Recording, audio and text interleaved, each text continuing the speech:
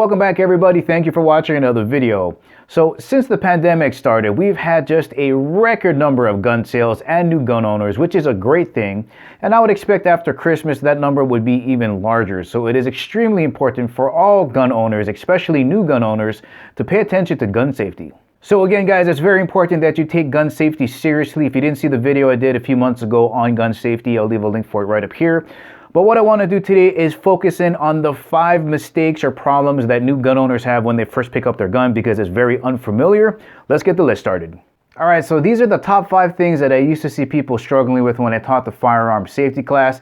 The first one is grip. Now again, I'm going to blame this on Hollywood because we always see this teacup 1970s, 1960s way of holding a pistol.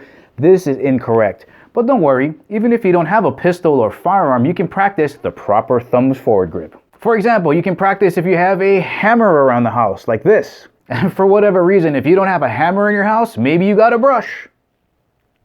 And maybe you don't have a brush in your house, but you have a hair dryer. You can practice it too.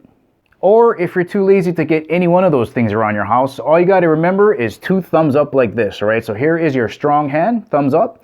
You're going to take your weak hand, thumbs up, and then just wrap it around like this, like you're going, oh yes, for those old kung fu movies.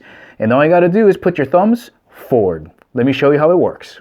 All right, so we're going to take care of the strong side first. Remember to be safe when you're handling a firearm. Always point it in a safe direction. Know what's beyond that target.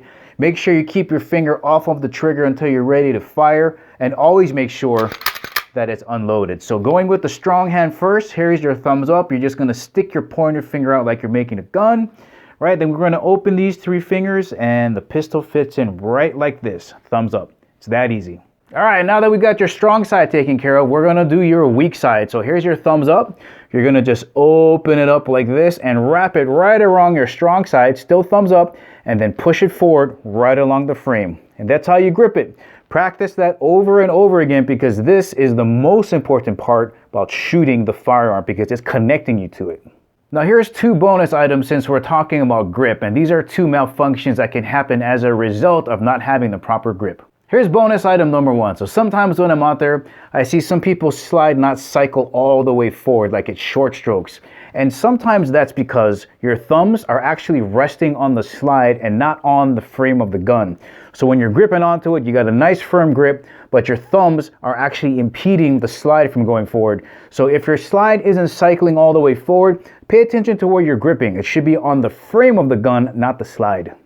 All right, so here's bonus item number 2 that has to deal with having a good grip, and it's called limp wristing. Now, I've only seen this really affect a few firearms like 1911s, and not all of them, just a few. But if you are limp wristing, basically having a soft wrist, you need to have something firm for the slide to recoil up against. So if you're kind of soft in here and the gun is flopping around, the slide doesn't have anything to push back on and the slide might not cycle all the way forward. So keep in mind that when you got your grip on there, this is good, but you have to have a decent firmness in your wrist. And the second most common issue I see people struggling with is locking back the slide.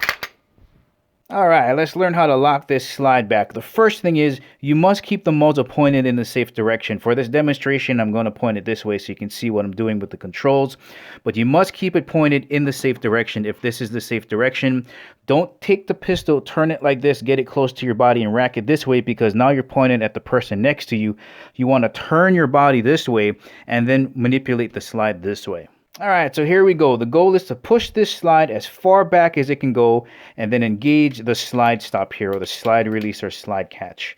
So the first thing you want to do is position your hands somewhere on the slide. You don't want to position it right over the chamber here because if your finger gets caught right in here, that's going to leave a mark. So I recommend either grabbing in the front or on the rear.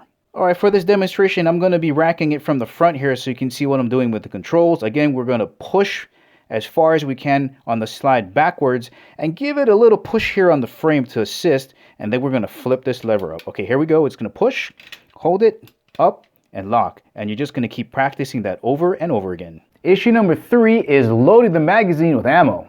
Alright, if you're having trouble loading rounds into your magazine, the easiest way to start off is just by putting the base plate on the ground like this and then loading them in one at a time. Now I noticed that these metal ones can be a little bit sharp on the edges. Glock ones are really nice, but again, when you're just starting out, just kind of put it down on the table like this or against the ground and just push them in like this. Now here's where it gets a little bit weird because you got this rounded surface on here. So what you're going to do is use your thumb to push it in like this. So you put it on the table, push it down with your thumb, and load one at a time, just like that. And trust me, as you get a little bit better, you're going to be able to load them without the use of a support. And weirdly enough, issue number 4 is loading the magazine into the pistol. All right, we got the magazine loaded with ammo. We're going to keep the muzzle pointed in the safe direction, and all you got to do is give it a good whack like that. For some reason, people get a little bit timid. Just give it a good whack. If you want to make sure that it's in all the way, just give it a quick tug like this. You're going to know it's in there because the magazine catch is going to engage. It's going to lock into that portion right here in the magazine. So if it's not in all the way, then it's just going to slide out like this. So give it a good whack and give it a good tug. Which leads to issue number 5, and that's loading a round into the chamber.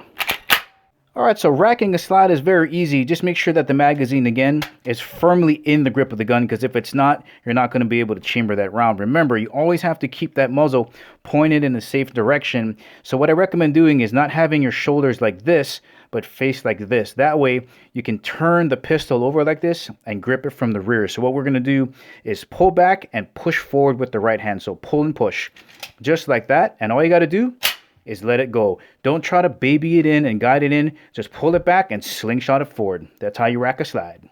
Well, alright guys, I hope that helps out, especially if you're a new gun owner. Don't feel intimidated. Just practice those things and you're going to be fine. Thank you guys for watching. I'll see you in the next video.